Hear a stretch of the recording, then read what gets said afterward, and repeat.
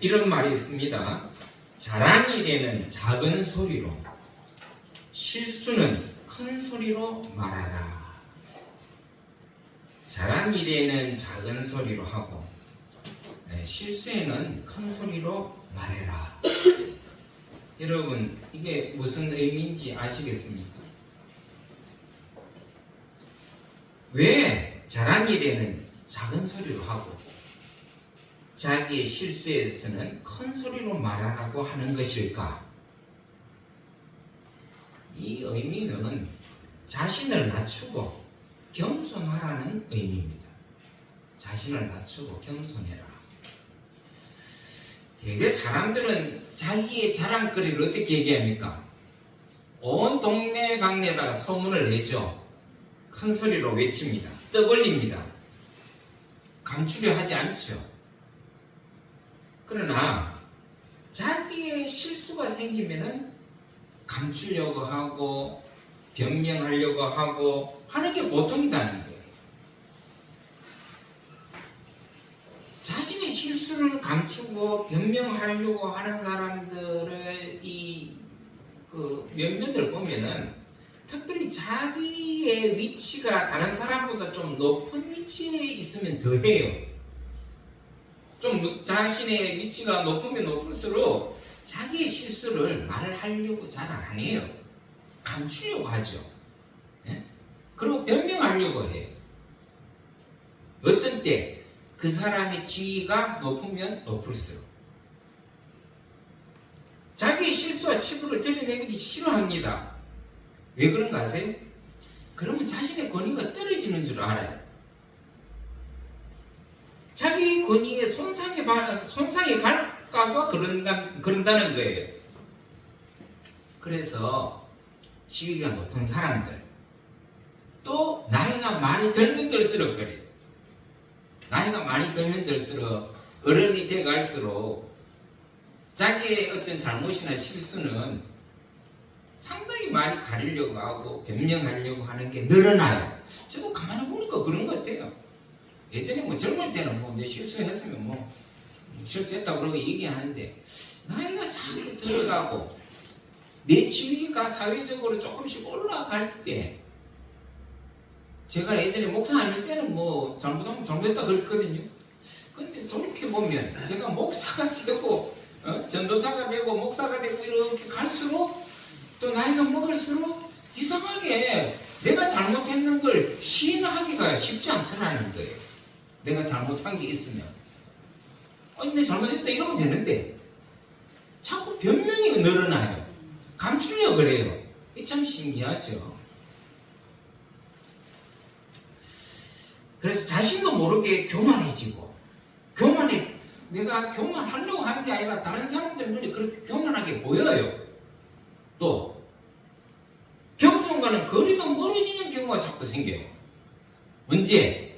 내가 나이가 들면 들수록, 그리고 내가 사회적인 지위가 높으면 높을수록. 그런 경우 어떤 경우가 있냐면은 이런 거예요. 스승이 제자 앞에서 자기 잘못을 시인하기가 쉬워요, 어려워요? 어렵습니다.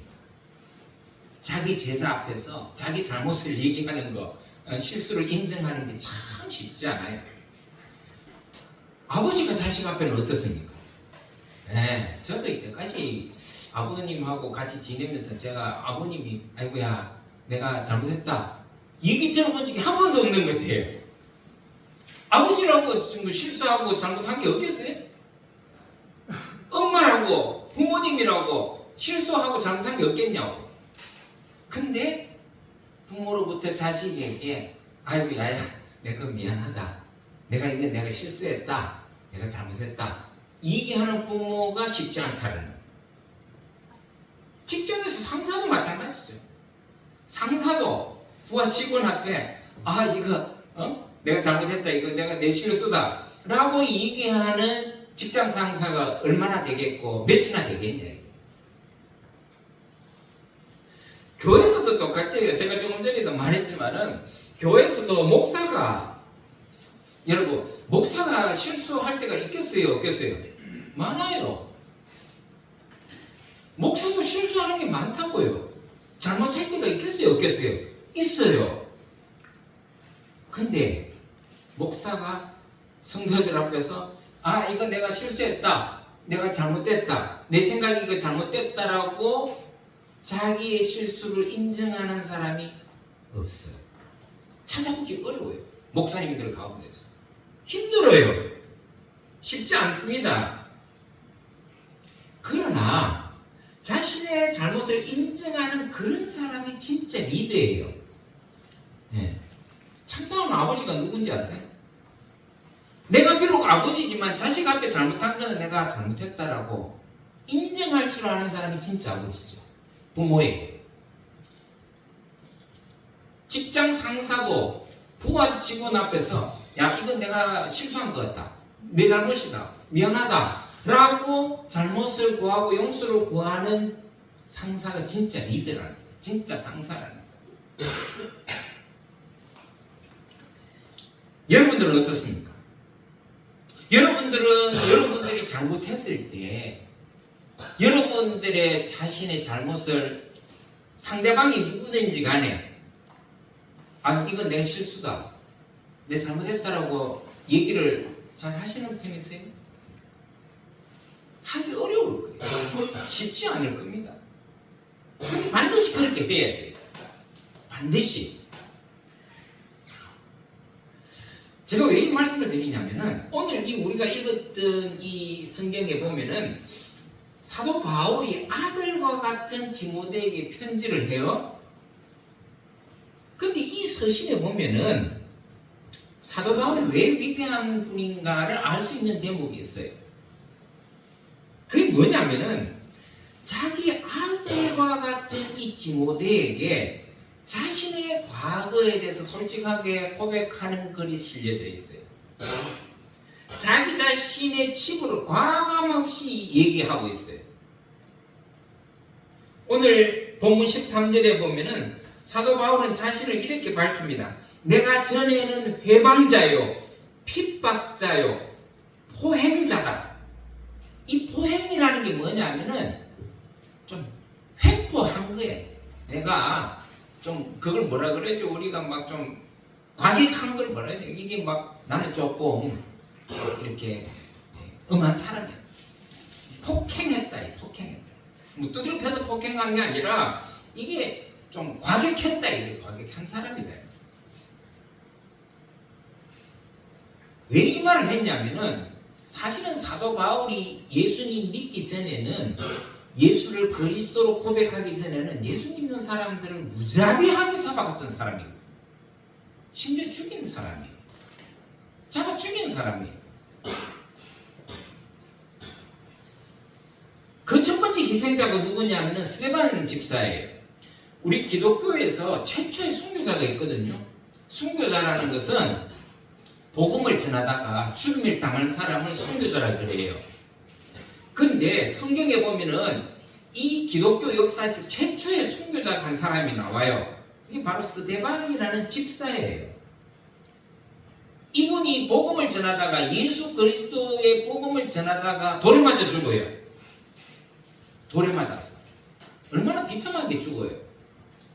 근데 거기 그 스데반 집사를 죽이는데 앞장섰던 사람이 누구냐면 바로 사도 바울이에요.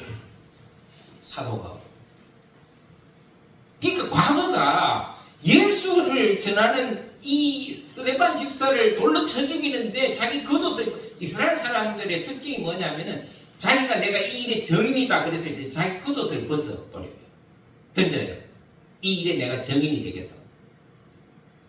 그래서 사도 바울이 스데반 집사가 복음을 전하는데 유대인들에게 돌에 맞아 죽는 일에 앞장섰던 사람이고, 이 스데반은 죽음 마땅한 사람이라는 것을 내가 증언한다 그러면 자기 옷을 벗어 던진 사람이에요.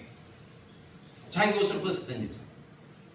그러니까 이게 사도 바울의 이 과거가 어떻게 했겠어요?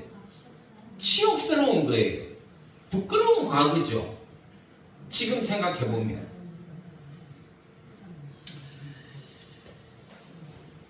아마 사도 바울은 끝까지 이런 자기의 과거 약점을 감추고 싶었지 않았을까. 않았을까? 제 개인적으로 그런 생각이 좀 들어요. 뭐 이런 겁니다.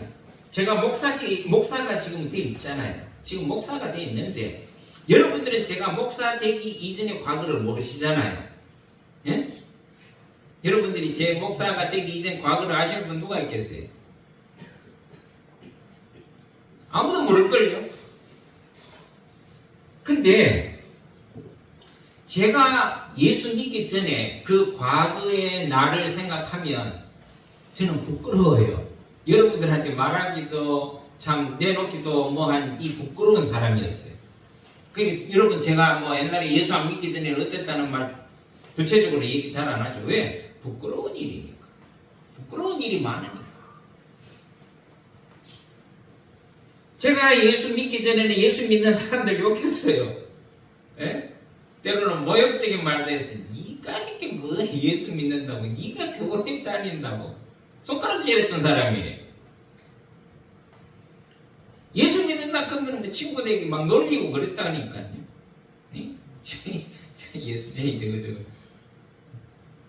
예수 믿는다 그러고 그따구로밖에 행동 못하냐고, 그따구로 말밖에 못하냐. 싸우면 제가 예수에 있어서 싸운다 그러고.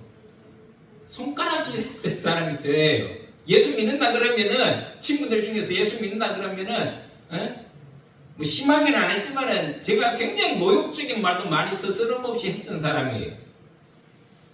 그랬던 제 과거가 있는데 하나님을 믿고 목사가 되었다고 쳐도 제가 부끄러운 과거가 있잖아요. 그걸 쉽게 말하기가 쉽지 않아요. 제가 언젠가 그런 얘기를 내가 드린 적은 한 번도 없었을걸요. 오늘 이 설교 전까지는. 저도 예수 믿기 전에는 예수 믿는 사람 굉장히 싫어했어요. 저것들 말만 많고 말이죠. 정말 싫어했어요.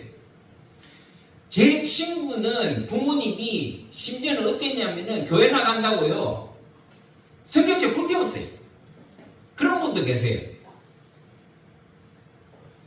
또 제가 아는 우리 교회 다닐 때 여학생은요, 교회 나가는 게 부모님한테 들켰어요.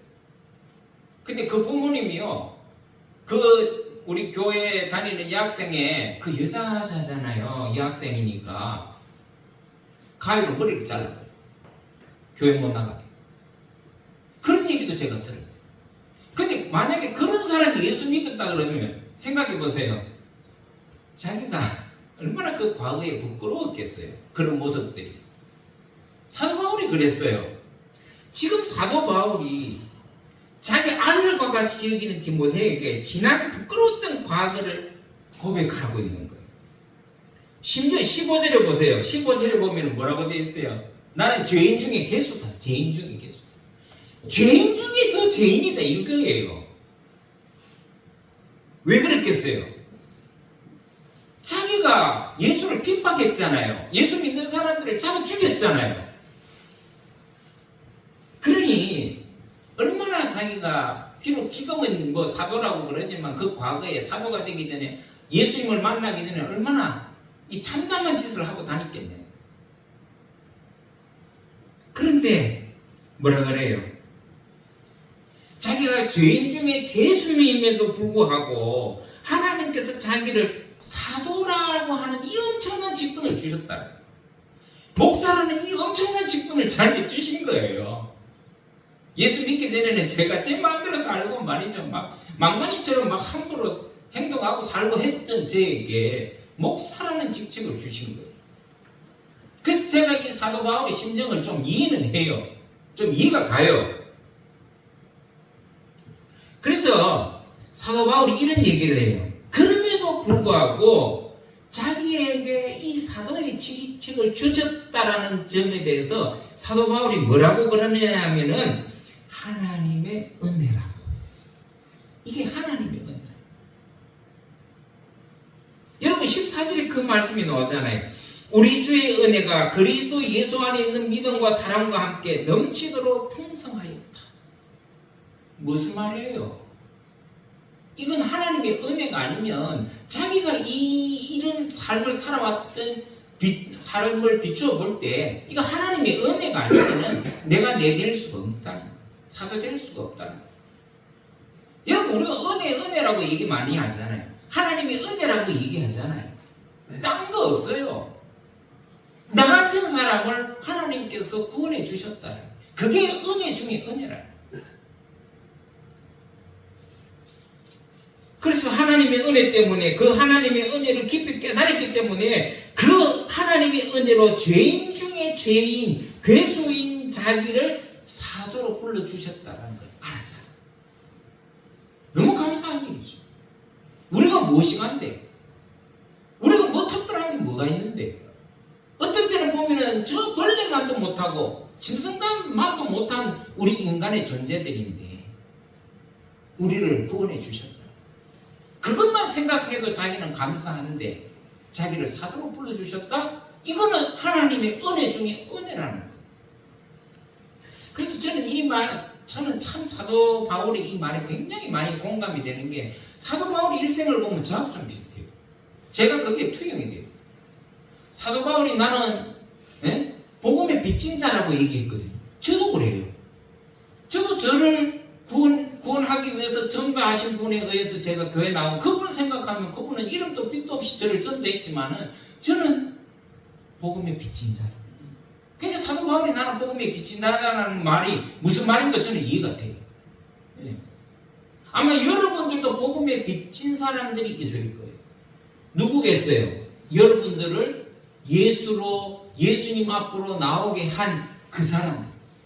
그게 자식일 수 있고 전도자가 될 수도 있고, 그 사람이 누군지도 모르지만은 나를 나되게 하고 지금 하나님의 자녀로 이 자리에 이끌게 한 사람들이 있을 거예요.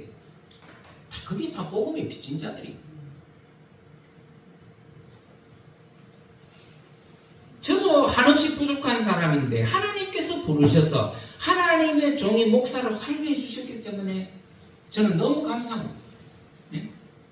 제가 자주 그 얘기를 토요일날 또 하는데, 내가 만약에 예수 안 믿었다면 내가 지금 이렇게 인간답게 좀 사람답게 살 수 있었는가? 그렇지 못했을 거예요. 저도 욕심이 많은 사람이고 야망이 많은 사람인데, 세상적인 야망이 많은 사람인데, 내가 만약에 하나님을 모르고 예수님을 모르고 목사가 안 됐다면은 참 저는 제 인생이 끔찍하다라는 생각도 가끔 해요. 내 마음대로 세상에 즐길 거 다 즐기고 나쁜 짓은 사람이 이게 본능이 그런 게 있어요. 죄 짓고자 하는 본능이 있거든요. 내 마음대로 살았으면 생각해 보세요. 저도 얼마든지 내 쾌락을 위해서, 내 즐거움을 위해서 내 마음대로 세상 살았을 거예요. 누구 아니면 하나님이 아닙니다. 근데 지금 제가 하나님의 은혜를 받았기 때문에 이 정도로도 사는 거예요. 그래서 제가 하나님의 은혜를 알기 때문에 이제는 하나님의 은혜를 알게 됐잖아요. 그러니까 목사도 하는 거지. 제가 여러분들보다 특별히 인격적으로나 다른 도덕적인 면에서 여러분들보다 뛰어나고, 학문적으로도 뛰어나고 지식적으로 뛰어나서 제가 목사가 된 게 아니에요. 목사로서 여러분 앞에 서는 게 아니에요. 오직 하나님의 은혜예요. 그걸 제가 알기 때문에, 깨닫기 때문에 어떻게 가급적이면은 하나님의 말씀대로 살고자 발버둥 치는 거예요. 저도 제가 여러분들 알다시피 토요일날 우리 무료급식도 하고, 또 어려운 사람들 도우려고 막 하는 이유가, 여러분 제가 어디 선하고 똑똑하고 마음이 한없이 너그럽고 착해서가 아니라니까요. 하나님의 은혜 때문에 그래요. 하나님의 은혜 때문에. 내가 나를 구원해 주신 하나님의 은혜를 깨닫고 알았기 때문에 제가 가급적이면 하나님의 말씀대로 네가 하나님의 자녀가 됐으면 이렇게 살아야 되지 않겠냐, 이게 맞는 방향이지 않냐, 그거를 제가 알았기 때문에 그렇게 살려고 노력하는 거지. 완벽한 사람이라서 그렇게 하는 게 절대로 아니라는 거예요. 물론 그렇게 사는 게 쉽진 않아요. 가끔은요 그렇게 살아도요 여러분 그렇잖아요. 여러분들도 마찬가지일걸요.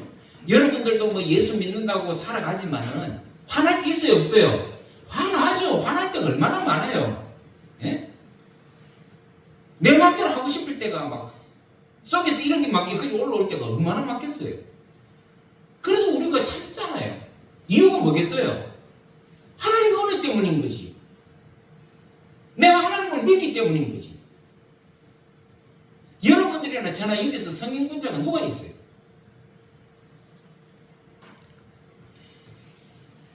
그러나 우리가 그게 쉽지는 않지만 그래도 그렇게 살려고 하나님의 말씀에 잇대어 살려고 노력하는 건 뭐예요? 하나님의 은혜를 입었기 때문에. 그 하나님의 은혜를 잊어버리는 사람은 그렇게 살아라 해도 못 살죠. 근데 우리가 왜 그렇게 살아요? 하나님의 은혜를 알고 있기 때문에 그런 하나님의 은혜.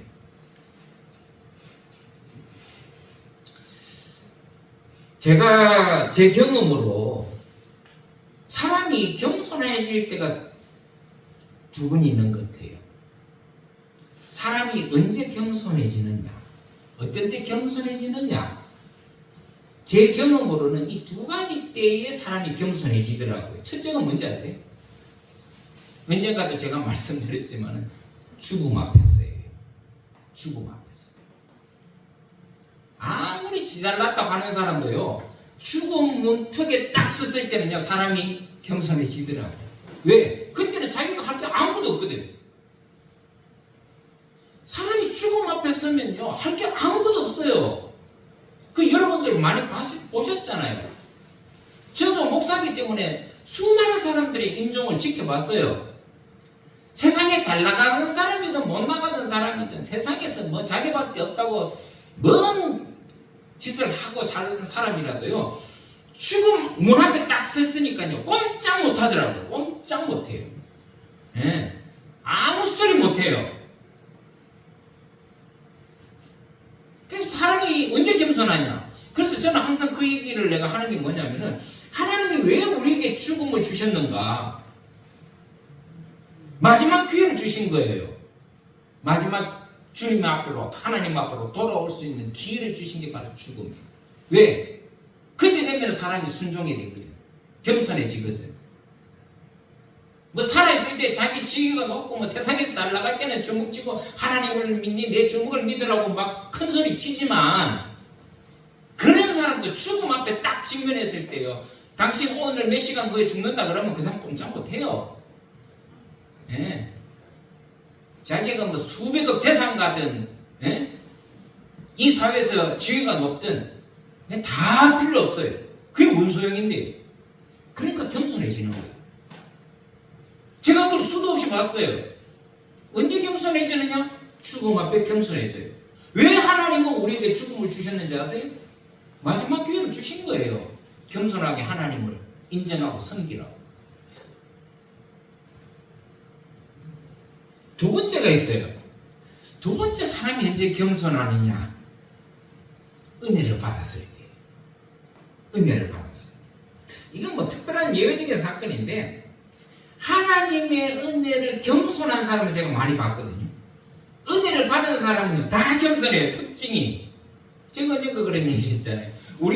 제가 중학교, 고등학교 때 그 교회에 이제 나갔거든요. 근데 그 교회에 진짜 무서운 선배가 한 사람이 있었어요.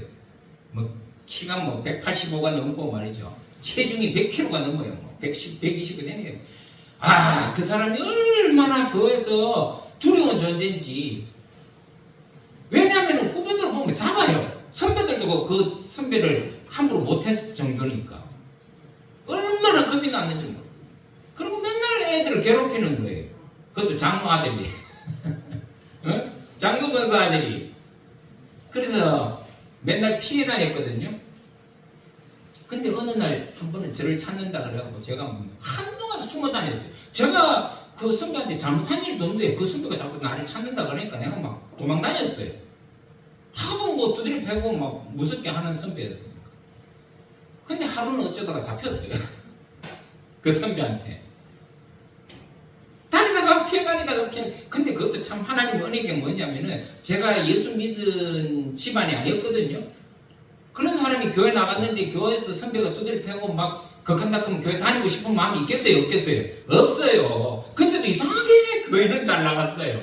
그 선배 막 예배만 살짝 드리고 도망가고 그 선배 막 눈치 보면서 안 마주치려고. 근데 한 번은 어쩌다가 붙잡힌 거예요. 근데 제가 분명히 알고 있던 그 선배는 폭력적이고 굉장히 후배들에게 엄했던 선배예요. 근데 저한테 말을 너무 부드럽게 하는 거예요. 성규야, 내가 네 얼마나 만나고 싶어 했는지 아느냐. 제가 그 이유를 나중에 알았어요. 그렇게 부드럽게 된 게. 이 선배가 집이 잘 살았어요. 공부도 잘했어요. 근데 이 선배가 대학을 떨어진 거예요.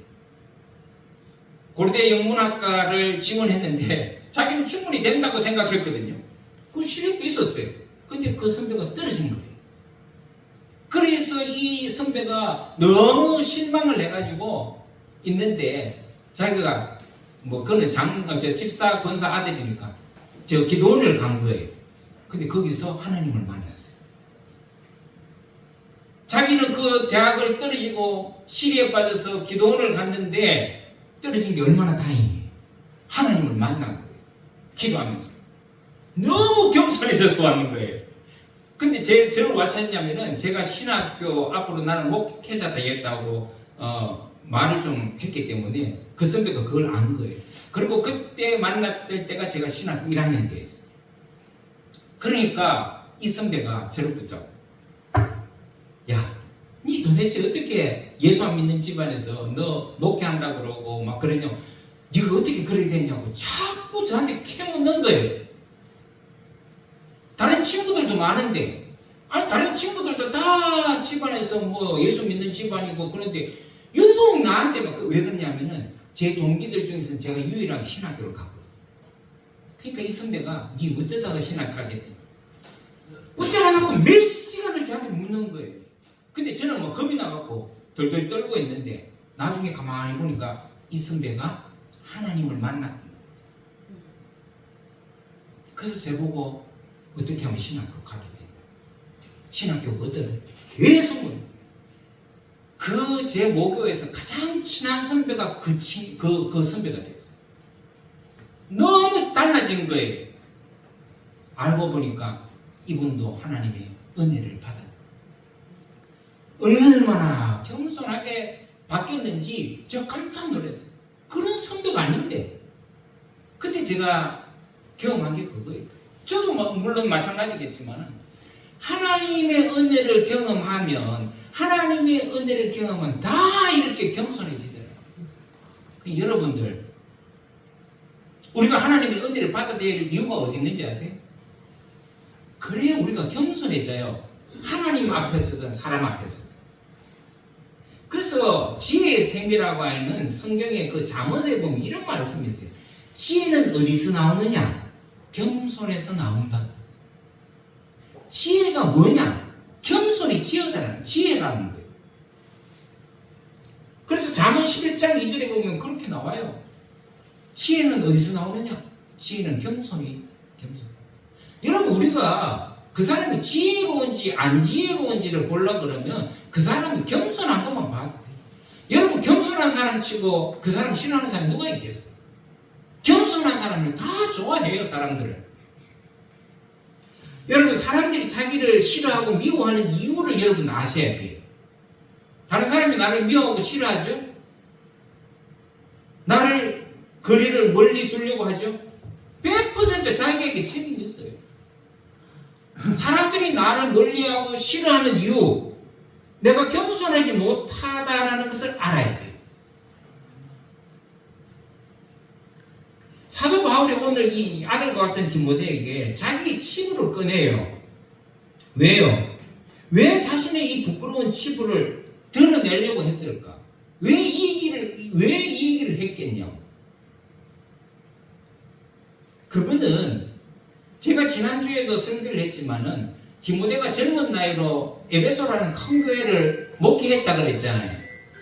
큰 교회에서 목회를 하다 보니까 그 교회에 뭐가 있다 그랬어요? 거짓 교사들이 너무 많은 거예요.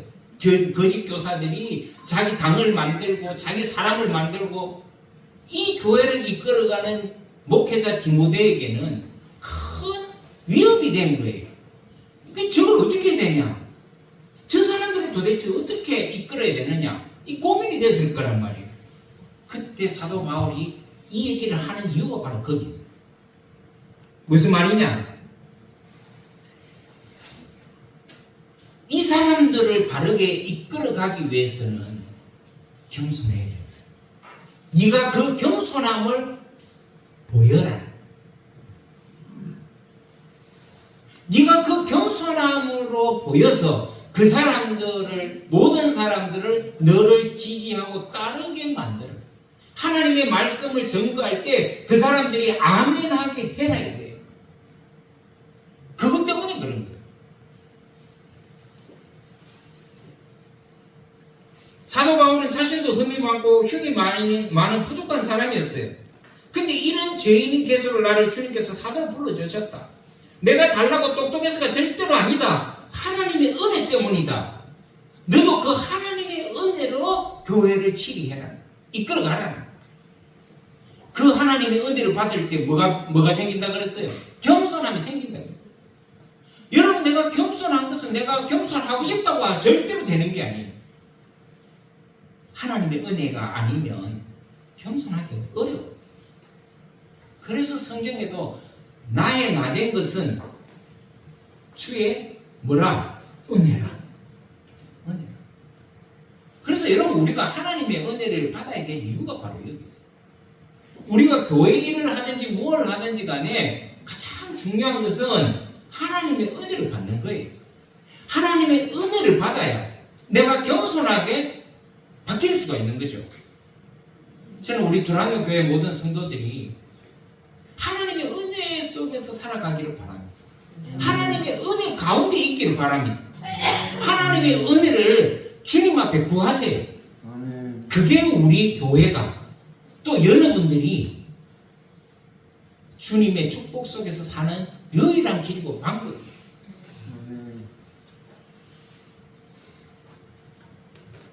여러분, 우리는 다 죄인이에요. 누구나 할 것 없이 죄인들입니다.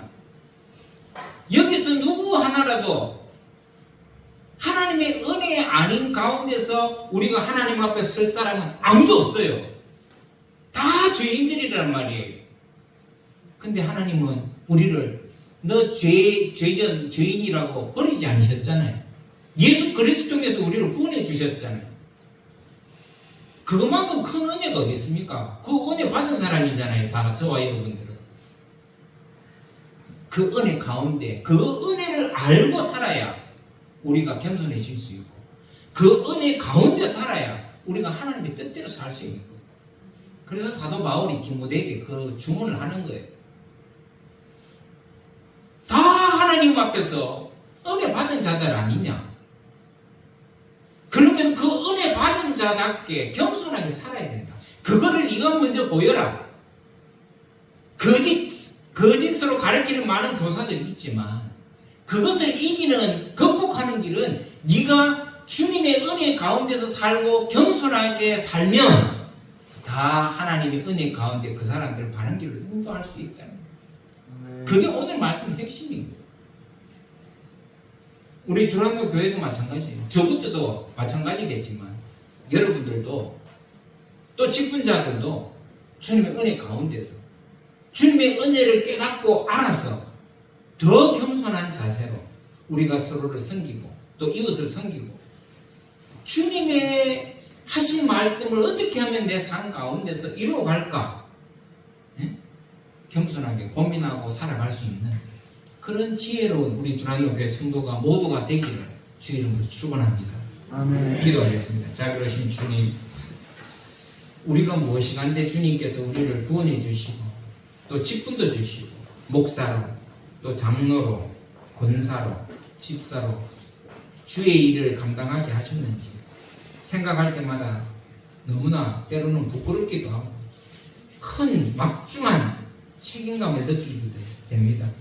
아버지 하나님, 저희들에게 주신 올 한 해의 삶 가운데 우리가 더욱더 겸손하게 주의 말씀을 이루며 이 땅에 심으며 살아가는 우리 두란노교회 모든 성도가 되도록 축복하여 주시옵소서.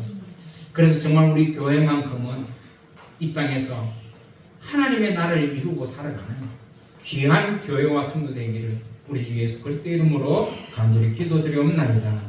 아멘.